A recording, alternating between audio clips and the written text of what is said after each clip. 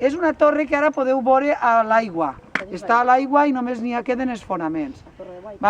Era una torre de guaita, estava a vora mar i allí els convoca, els dona de menjar i beure i després pacten ells. En què consistia el pacte? El pacte consistia en que el rei es donava una carta a poble. Es donava ovelles, cabres, vestits i a canvi els moros havien de pagar-li el delme, és a dir, la desena part de lo que traien en les collites o en el ramat o en el que fora. I la primera carta, Pobla, de 1238, no se conserva.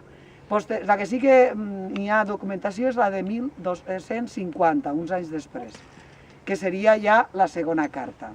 D'acord? Els moros diuen la carta Pobla que poden continuar practicant la seva llengua i la seva religió, però que han de pagar-li tributs al rei. Així se rendixen tant els de Castro com els de la vall. I el rei diu que acompanyat d'uns cavallers puja al castell, és a dir, a aquest mateix lloc, i així fica el seu penó.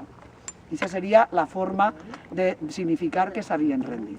Després ell continuarà, això era la Quaresma de 1238 i en setembre és quan entra o guanya o se fan les capitulacions de València.